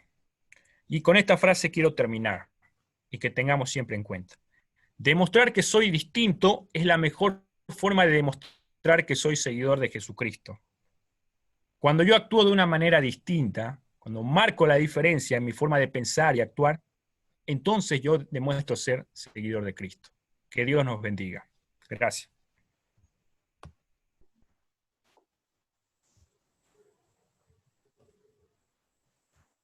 Listo, gracias Freddy, gracias por tu participación. Ahora, queridos amigos, llegamos a la parte final para concluir el tema. Vamos a estar respondiendo unas preguntas y voy a pedir a los expositores que puedan encender su cámara. Enrique, Paola, vamos a estar encendiendo la cámara. Acá hay algunas preguntas, no voy a estar leyendo, de nuestra amiga Iris Campos, dice. Es un comentario. De hecho, cuando se hace la concepción, alumbra una luz y cuando uno muere se alumbra todo el cerebro. Acá Roger Martínez nos hace una pregunta. Dice, psicológicamente, ¿cómo afecta el aborto para la madre que decide abortar y lo consigue? Así como cuando decide abortar y no se lleva efecto y tiene el bebé. Entonces, acá tal vez Enrique, ya que es tu especialidad o tu área, podrías responder esa pregunta, ¿no? Psicológicamente, ¿cómo afecta el aborto tanto al conseguir abortar como al no conseguir abortar? O sea, al intentar ese acto. Ok, bueno, está bien. Hola tío, ¿qué tal? Gracias, la verdad, por haber asistido. Bueno, por un lado la ansiedad en diferentes grados, ¿no? Desde lo leve hasta ataques de pánico, y por el otro lado un sentimiento de culpabilidad y creencia racional de que haber hecho las cosas diferentes, sobre todo cuando, o sea, en ese segundo caso es cuando sí se llevó a cabo el efecto, que diga, el aborto, ¿no? Logró prácticamente efectuar la acción. Y pues bueno, en ese caso puede haber, en el caso de haberse efectuado el aborto, puede haber una negación o incredulidad, confusión, oscilaciones en el estado de ánimo, tristeza y sensación de vacío, enfado, rabia, mucho enojo, falta de vitalidad y energía, irritabilidad, miedos a no recuperarse de la pérdida, sobre todo a no poder reproducirse después. Y es que pues el hecho de quedar estéril es uno de los riesgos del aborto, que se haya olvidado mencionar, que igual hay un gran riesgo de que la mujer pueda quedar estéril. Y también el hecho de posiblemente tener problemas familiares, ¿no? El temor a tenerlos. También podemos notar, ¿no? Que hay sentimiento de incapacidad y afectación en el autoestima, desconexión de los propios sentimientos, aislamiento social también. En el ámbito sexual igual una falta de líbido o de deseo sexual. Miedo a la muerte, tanofobia, también conocido como tanofobia, sobre todo por la culpabilidad. El insomnio y las pesadillas, sobre todo cuando duerme, es muy recurrente, es muy normal en ese tipo de casos. Y sobre todo la evitación o el temor, tal vez le agarran el miedo a todo lo que tenga que ver con la maternidad y los bebés. O en su defecto puede generar igual una obsesión después. Y al mismo tiempo, en caso de tener pareja, puede desarrollar muchos problemas con su esposo, su novio, su pareja. Más o menos lo que yo podría decir. Muchas Y gracias, Enrique. bueno, sí, a ver, nada más como último punto, y también cuando no logró abortar al bebé, pues igual hay como un sentimiento de culpa. Sin embargo, es un poco más fácil la superación, dado que el bebé pues al final sí pudo nacer. Sin embargo, pues desde que uno está muy chiquito, desde que está en el vientre de la madre, pues ya empieza a sentir, ¿no? Ya empieza a tener cierta identificación por la figura paterna y la materna, y pues siente de alguna otra forma, y cuando decide abortar, pues lo hace con un sentimiento bastante depresivo, vamos a llamarlo. Es decir, hay mucha ansiedad, mucho estrés de por medio, y ese bebé lo va resintiendo. Y más adelante, cuando ya está grandecito, pues puede llegar, ¿no? A representarlo ya en su adolescencia. Siempre va a quedar una secuela, ¿no? A nivel familiar, y de igual manera a nivel psicológico, no solamente por parte de la mamá, por parte del niño. Eso sería lo que podría responder.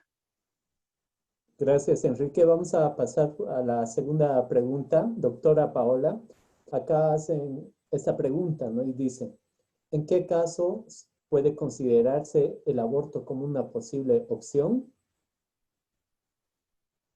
Bueno, entonces, legalmente en varios países se ha adoptado tres situaciones delicadas, ¿no? En las cuales se debe pensar en esta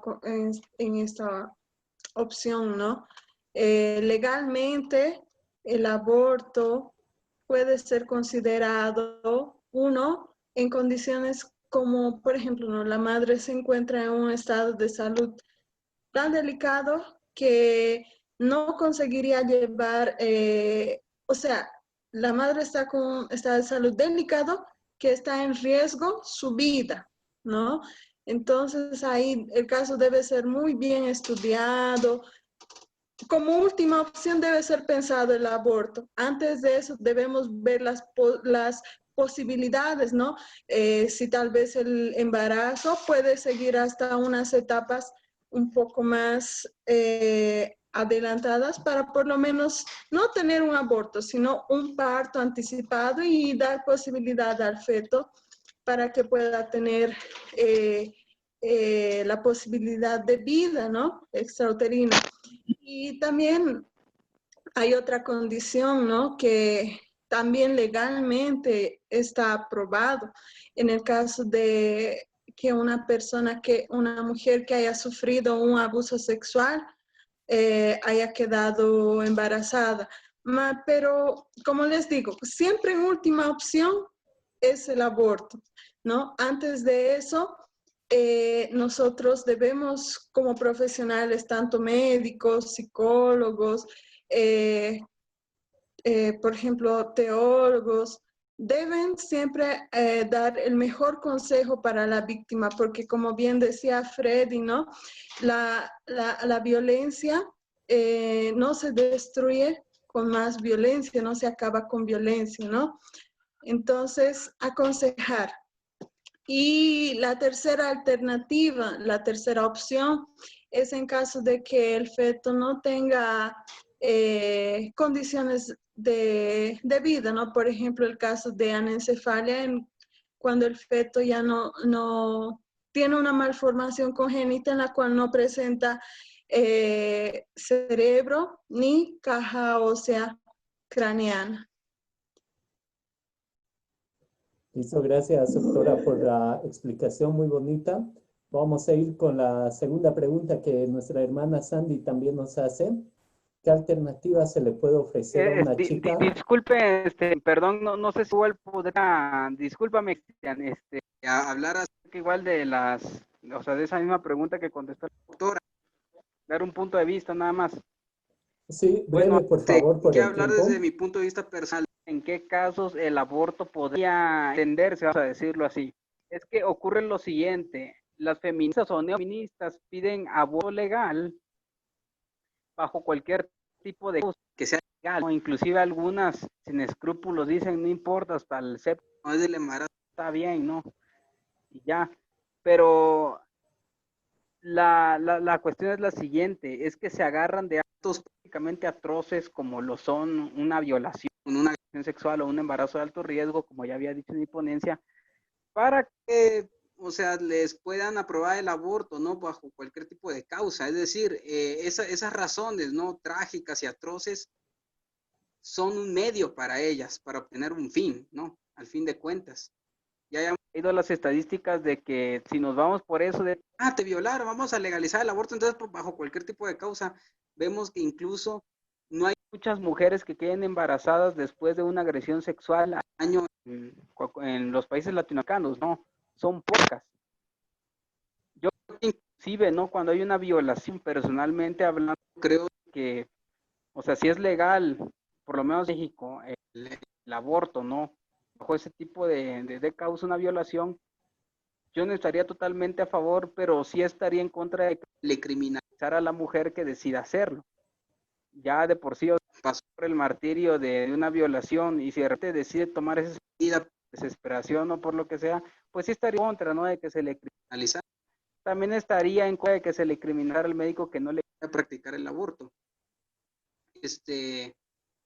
Y también, pues, creo de que otra opción que podría tener es, no sé, esa chica, ¿cómo se llama? La mujer que fue violada, es tener acceso a políticas públicas que deben desarrollarse, en el cual el Estado se haga cargo de ella en todo su proceso de embarazo, que le den obviamente atención psicológica, la atención médica igual y que todo eso sea gratuito, que ella prácticamente no pague por nada de eso. Y por qué no una indemnización, y al final puedes darle la opción si quiere quedarse con el bebé o lo quiere dar en adopción. Esa podría ser otra opción, otra alternativa. En el caso, ¿no?, de los embarazos de alto riesgo, ya la doctora sí había hablado, ¿no? Y dijo puntos bastante importantes. Hay niños que, bueno, ya nacen o corren el riesgo de nacer muertos. Sí, igual, ¿no? O sea, no estaría a favor de que el niño pues sufriera además. De todas maneras se va a morir. Es preferible, yo creo que de una manera piadosa, ¿no? Darle una muerte sin dolor. Por ahí dice, ¿no?, que ¿cómo se llama? Que muchas veces elegir es una forma más dolorosa de morir. Y se me vino a igual un caso que hubo, si no mal recuerdo, en Brasil durante este mes que pasó en agosto. Una niña de entre 9 y 11 años fue violada y quedó embarazada, ¿no? Fue por un pariente, agredida sexualmente de manera constante hasta quedar embarazada. Lógicamente hablando, a diferencia de una mujer que tiene arriba de los 20 años, que es madura, ¿no?, para concebir un niño, la niña pues no lo es. Se corre el riesgo de que los dos puedan morir o que en su defecto la niña pueda tener secuelas, aparte de las psicológicas que van a ser terribles, quede con secuelas físicas bastante atroces. Igual quedar estéril, puede desarrollarse cervicouterino, corre el riesgo. Igual el bebé igual corre riesgo de morir.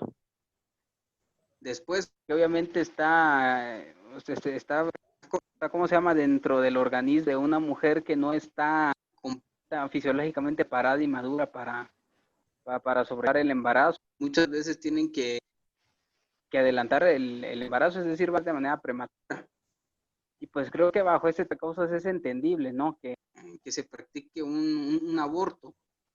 También el caso igual de una mujer que, si no recuerdo, tenía cáncer o una enfermedad, no viene el dato, ¿no?, pero tenía una enfermedad de muy alto riesgo y necesitaba someterse a un tratamiento y estaba embarazada y le dije, si no te sometes te vas a morir. La mujer no quiso, básicamente dijo, voy a terminar mi embarazo. ¿Y qué fue lo que? Porque ella murió luego el bebé. una familia particular. Irónicamente, en el caso, si hubiera salvado una de las dos vidas, es necesario que la mamá, pues obviamente, sobreviviera. Se murieron los dos, quedó un viudo, prácticamente con 2 funerales que hacer. Sin embargo, aquí es lo que este tipo de casos no son tan comunes. Ese tipo de casos sí podrían ser entendibles. Y sin embargo, las feministas lo que quieren es legalizar el aborto bajo cualquier tipo de caso. Es decir, se agarran de casos que son muy raros y que son muy extremos para que legalicen sus privilegios. O sea, básicamente es eso. Ahí vimos en la estica uruguaya que la mayoría de los casos no es porque simplemente no lo quiere tener. Entonces, estamos hablando que son casos extremos o muy raros, los porcentajes logran ser bastante mínimos, son pocos, son poquitos. Y cuando es por irresponsabilidad, por fornicación o adulterio, ¿no? De que no sabes qué, que embarazada por no protegerme, las estadísticas hablan de que son, o sea, que los abortos en este tipo de causas son elevadísimos, ¿no? Y básicamente eso tendría que decir, ¿no? De que las feministas son oportunistas y se agarran a las feministas, ¿no? De casos atroces que aparte son muy raros para que les puedan legalizar a ellas sus caprichos, vamos a decir de esa manera. O sea, agarran una violación, un embarazo de riesgo como un medio. No les importa realmente una niña violada o una mujer que pueda morir, ¿no? Que un embarazo de muy alto riesgo. Lo que les interesa es agarrar como un medio para que les puedan legalizar bajo cualquier tipo de causal. Gracias, Enrique. Acá vamos a unir esas dos preguntas por el factor del tiempo, ya nos hemos pasado. Acá nuestra hermana Sandy dice, ¿qué alternativa se le puede ofrecer a una chica con un embarazo no deseado y que está pensando en abortar? También ya se respondió en cierto aspecto esa pregunta, ¿no, Enrique? Y también, ¿qué pueden decirle a una chica que ya pasó por un aborto? Con respecto, pueden ser ya sea desde un aspecto psicológico, moral, teológico, o hasta médico, ¿no? ¿Qué consejos, qué alternativas se les puede dar? Bueno, yo voy a participar esta vez. Pero habla. Si bien no es el tema que abordé, pero me parece muy interesante la pregunta. Enrique hizo una buena explicación, ¿no? Detalladamente, poniendo los factores que muchas veces se dan, ¿no? Voy a hacer hincapié por acá, de que a veces, en el caso de que Enrique decía de que mi niño salga con discapacidad, vaya a tener problemas, es necesario el aborto, ¿no? Yo creo que nunca va a ser necesario, ¿no? Nunca es la salida quitarle la vida a alguien, desde mi percepción. Ha habido casos, ¿no? El cantante Andrea Bocelli declaró, ¿no? De que su madre estuvo a punto de abortarlo, ¿no? La madre de Beethoven también, ¿no? Porque supuestamente iban a nacer con una discapacidad, uno tenía una discapacidad auditiva, el otro visual, pero las madres no vieron eso como una limitación, ¿no? Decidieron darle el privilegio de vivir, que es su don de vivir, y son realmente personas que han dado un gran aporte en la música, ¿no? Y así como ese caso, nosotros no sabemos a quién le vamos a quitar la vida, ¿no? A qué personaje que va a aportar a este mundo, ¿no? Porque como dice la Biblia, cada persona tiene un plan y un propósito, ¿no? Ahora el caso también de que si hay el caso hipotético de decir, si esa persona ha sufrido violación, tiene que ser la salida del aborto, ¿no? Y me quiero agarrar de un ejemplo que puso un economista argentino, ¿no? Javier Milei, ¿no? Él dice, bueno, si a mí me roba alguien, eso me da derecho de también robarle a otra persona. Yo no puedo robarle el privilegio de vivir a nadie, ¿no? Hay otras salidas, como mencionaban nuestros compañeros, la adopción. Siempre va a haber alternativas a la cual nosotros podemos aferrarnos y no buscar quitarle la vida a nadie, ¿no? Lastimosamente hay situaciones muy complejas y difíciles de tomar una decisión. Pero si pedimos a Dios, Él nos va a ayudar, ¿no? Y si hay una persona que ya pasó por un aborto y siente tal vez esa culpabilidad, ¿no? Está afectada emocionalmente, sería bueno recurrir a unas terapias de un psicólogo, ¿no? Que pueda conversar, ¿no? Y que también nuevamente pueda encontrar fuerza y fortaleza en la Biblia, ¿no? Saber de que Dios puede perdonarnos y puede darnos siempre nuevas oportunidades, ¿no? un nuevo comienzo, ¿no? Pero acá yo veo favorable siempre recurrir al psicólogo, ¿no? Que es la terapia necesaria, hacer sesiones donde esta persona pueda pasar por un proceso. Eso sería, Cristian.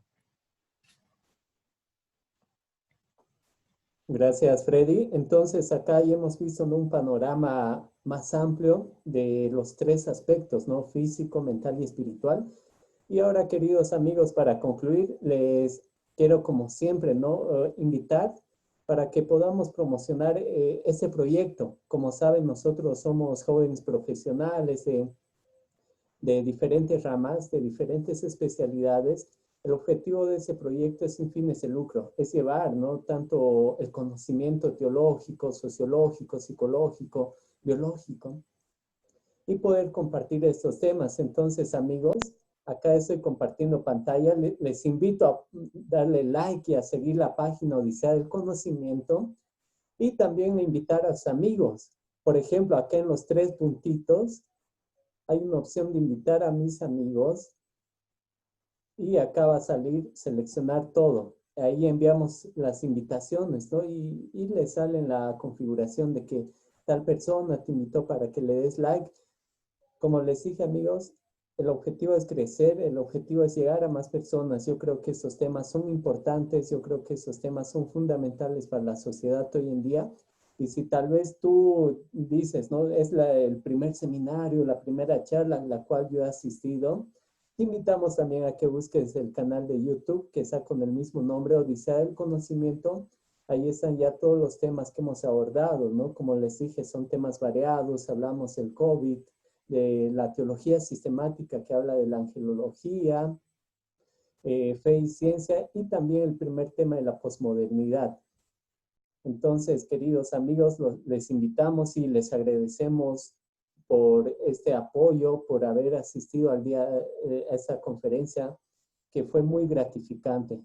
Yo creo que es algo que necesitamos conocer, que es algo que necesitamos compartir y defender, porque hoy en día la televisión y todos los medios de comunicación están plagados con los sistemas de aborto, ¿no? Entonces el pueblo somos nosotros, y tenemos que tener esa voz de defender los pensamientos morales, los pensamientos bíblicos que tenemos como cristianos. Entonces, Freddy, ¿algo más que decir? Simplemente agradecerle a Enrique, ¿no? Porque nuevamente él ha estado acompañando desde la primera charla de la posmodernidad. Agradecerle una vez más porque ha dado un tema interesante, también a la doctora Paola, y agradecerle a cada persona que se ha conectado, ¿no? Que cada domingo se conecta. Es un viaje, ¿no? Una odisea, ¿no? Seguir explorando temas que son relevantes dentro de la sociedad y que muchas veces poco se tocan, ¿no? Pero que realmente hay que tocarlos, hay que estudiarlos y crecer juntos, ¿no? Agradecerles por eso y invitarlos a que sigan la página, ¿no? Es un material muy bueno que pueden compartir con sus iglesias. Gracias. Listo, Freddy, entonces vamos a culminar con una oración. Les invitamos, ¿no? Como les dijimos, somos jóvenes cristianos y vamos a orar donde estamos. Oremos. Santo Padre que estás en los cielos, te agradecemos por habernos reunido, nos has dado el entendimiento y la sabiduría para comprender de este tema muy delicado. Te pedimos que tú puedas ayudarnos también a llevar este mensaje, a llevar estas palabras a aquellas personas que tal vez han pasado o están pasando por ese momento muy difícil que es el aborto. Te encomiendo sus vidas en tus manos de amor y te pido que puedas hacer justicia en esta tierra.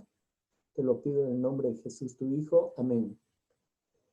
Entonces, gracias, queridos amigos. Fue un gusto, fue un honor estar acá presentes y los invitamos el próximo domingo a la misma hora, a las 7 p.m. hora boliviana. Y que Dios los bendiga. Hasta luego. Gracias, nos vemos. Chao, Enrique. Chao a todos. Chao, Sein, Sam, Edilidio, Iris, quien nos envía saludos.